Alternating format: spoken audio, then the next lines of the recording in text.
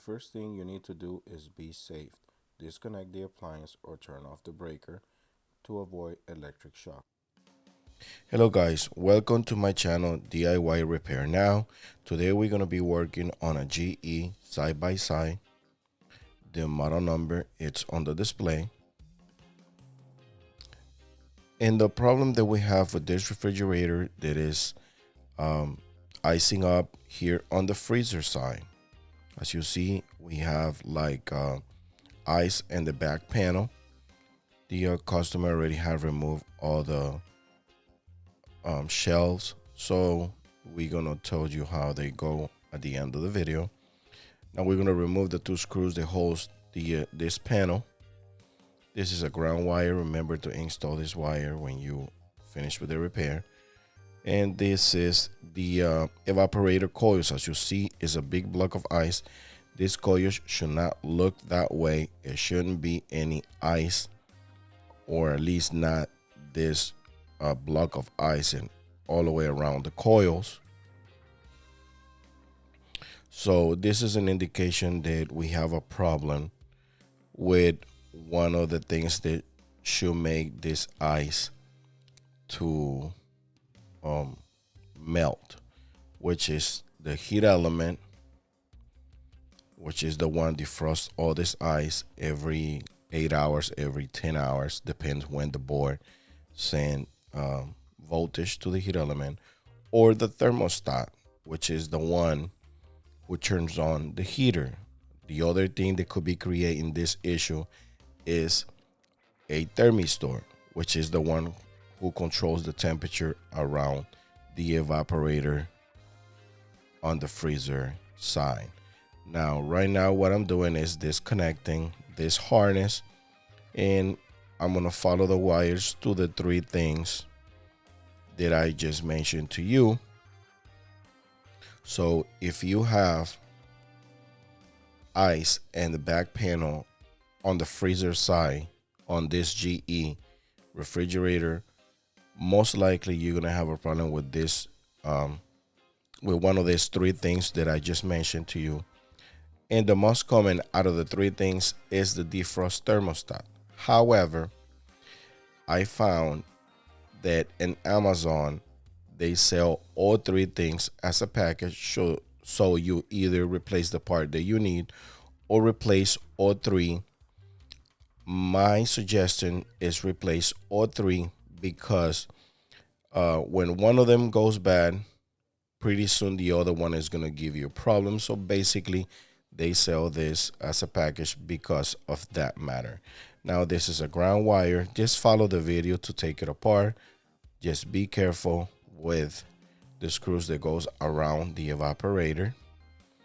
And right now I'm using this harness to test the thermistor. When you check in the thermistor, you check for kilo ohms, but on this test, what I'm doing is just making sure I get some kilo ohms, but at the same time checking the thermistor, it could be a little complicated because it will check different on different temperature. If you own a tester, I'm going to tell you in a little bit what you should be reading, what it should be reading on the thermistor. Now on the Defrost Thermostat, which that's the one I'm checking, just follow the wiring. See, I'm testing the thermistor again. At room temperature, it should be reading about 5 kilo ohms, between 5 and 6 kilo ohms. And when it's installed or in a ice, when it's all over covered with ice, it should be reading about 16 kilo ohms, between 15 and 16 kilo ohms. And like I said,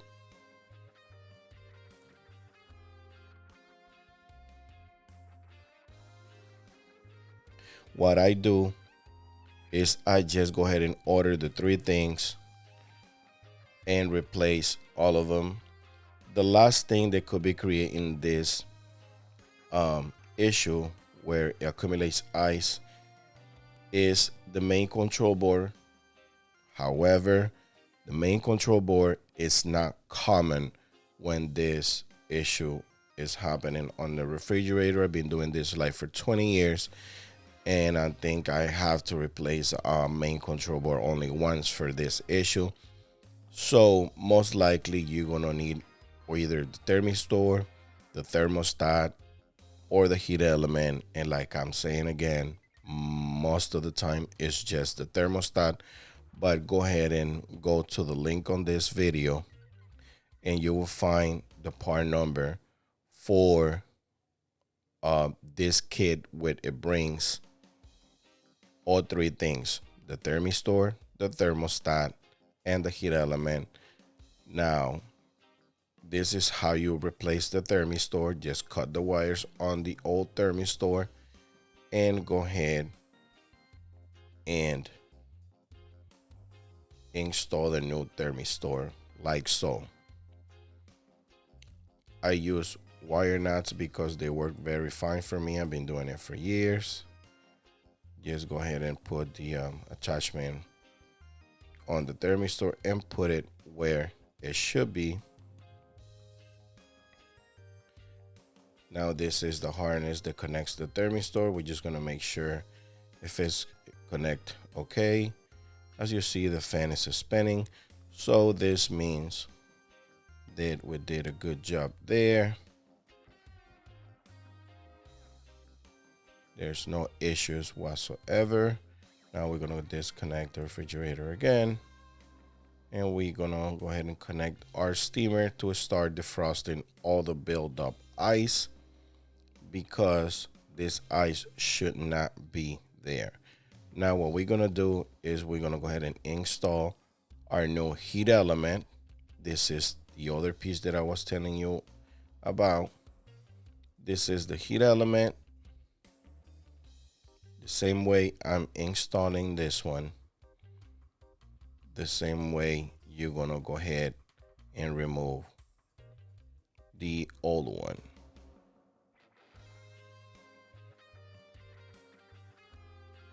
Just remove this terminal wires and go ahead and put it in place and install the two screws that holds your heat element like so. Lastly, we're gonna go ahead and install our thermostat, which in this case, this is the one. It was bad because it didn't give me any continuity when I tested. So just remove it from its housing. And sometimes the wires are not gonna be the same color. And this one, it is the same colors, but just go ahead and order the part number that is on the link of this video.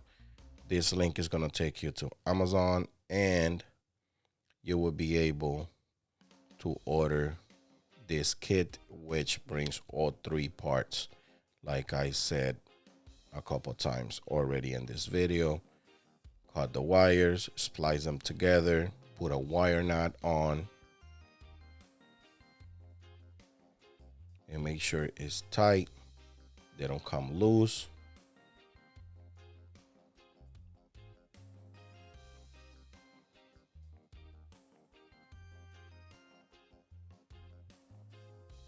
Just twist it, make sure they are secure, and put the defrost thermostat where it was. If you don't remember where it goes, just always go ahead and take a picture before you will remove any wiring. Lastly, what I do is I put silicone inside the wire nuts. Any silicone or any silicones that takes cold temperatures. That way it prevents from condensation or humidity gets inside the wire nuts and corrode the wiring. It happens. I've seen it before where people only use the the wire knot, and then it gets corroded and then it starts giving you a problem. Connect the harness where it goes.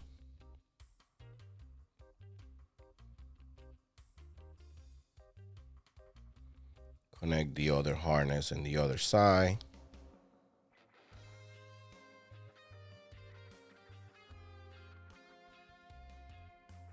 Go ahead and install the ground wire that was attached in the back. Sometimes that wire is not there.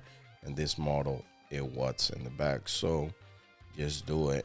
Just follow the video. This is the part number that I used to replace all these three things. You got to remember, this is our aftermarket generic parts, but I've been using it for a while and it works fine. And remember that the aftermarkets are cheaper than the OEM parts. However, if you want to buy the OEM parts, I'm gonna go ahead and put them in the link of this video as well, but you're gonna have to buy it individually because the manufacturer do not sell this as a kit. They will sell it separately. Yes, you know, go ahead and put the wiring the best you can in the back. Doesn't have to be perfect, just make sure it's not touching the fan blade.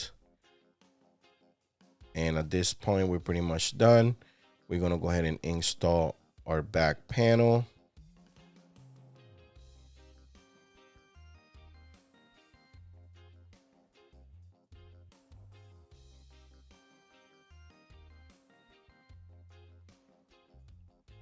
And we're gonna go ahead and secure the two screws that holds the panel on the top.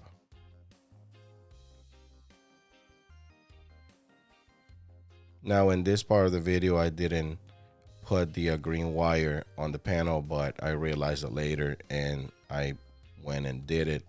So if you asking yourself why I didn't put the ground cable, is because of that, but I didn't got it on the video. So just remember to install the ground wire that you remove at the beginning of the repair.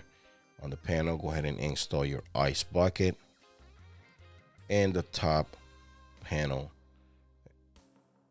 for the ice maker. Now you're gonna install all your shelves back in place.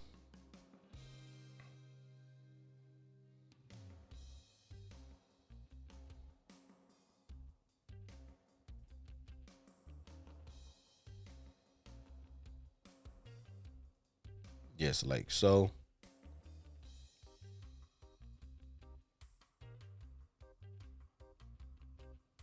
And the last thing will be install the bottom drawer.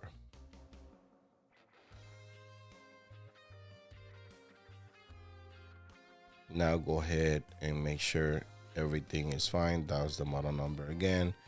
Go ahead and adjust the temperatures to recommendation settings, or however the customer had it before it was giving them an issue, or just, you know, put it like in the setting that you think it should be. That's it. If this video helped you in any way, please give us a thumbs up and subscribe to our channel for future videos. Thanks for watching.